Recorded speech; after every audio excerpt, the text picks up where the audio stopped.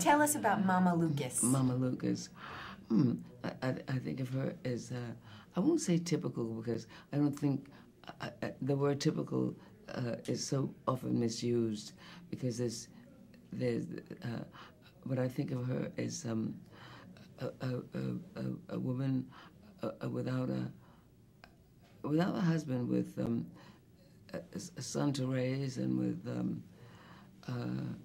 and siblings to take care of that in a Southern kind of way. And then when I say Southern kind of way, I mean that the families often come under the care of neighbors and relatives and friends, you know, so it's not exactly the same as being left in an apartment.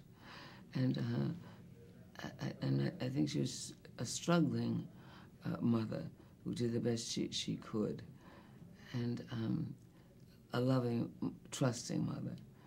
And I think there's a great love in the family for her children.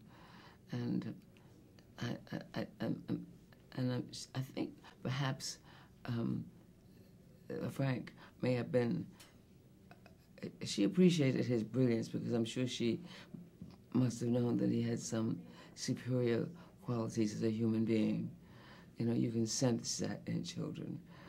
And the fact that the circumstances wormed their way into his consciousness that kind of thwarted the brilliance and the humanity that he might have developed had not life happened through his eyes and his senses that shocked and angered him. And that is when his cousin or his brother was shot in the face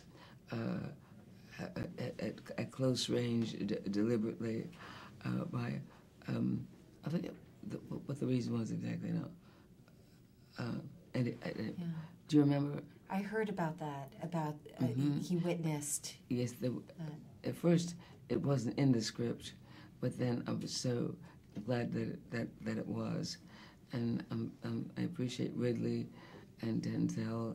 We all talked a little bit about, we had to see why this beautiful young man became a killer thug, hot, cruel, the cruelty of him, you know, still personable. And I'm thinking Mrs. Lucas, without a husband, I must look up why she didn't, I don't know what happened to her husband. Okay, now. Believed that her son was all right, and knowing that something is missing in the life of a young man when he doesn't have a kind of guidance. And so when he picked up with Bumpy Johnson and that relationship, I think at first she may have been grateful because Bumpy too was one of those charismatic creatures in terms of the underworld, and you want to believe that they're really decent human beings.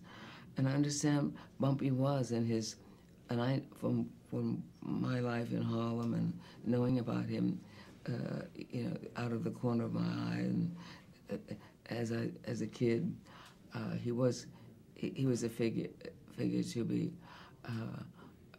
respected, and at that time too, the gangsters lived in the community. They weren't like outsiders who exploited the community. They lived in the homes and walked the streets, and so I think although they were separated, his mother stayed south.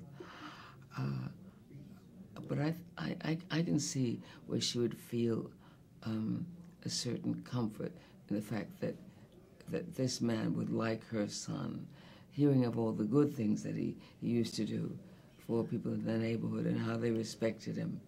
Tell us about Denzel, working with Denzel on this.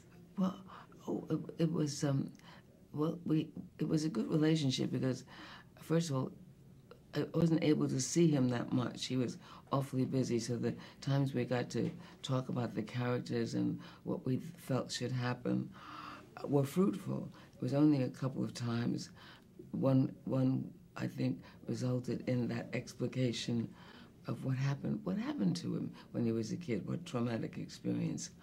I think that may have led to that's being included in the final script, because it wasn't in the beginning.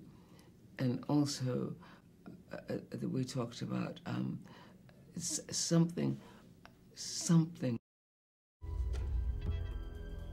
You don't shoot cops.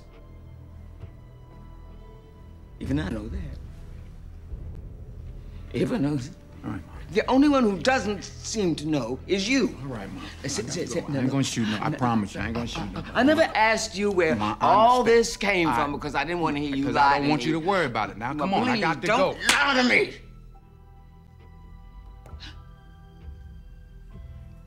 Don't do that.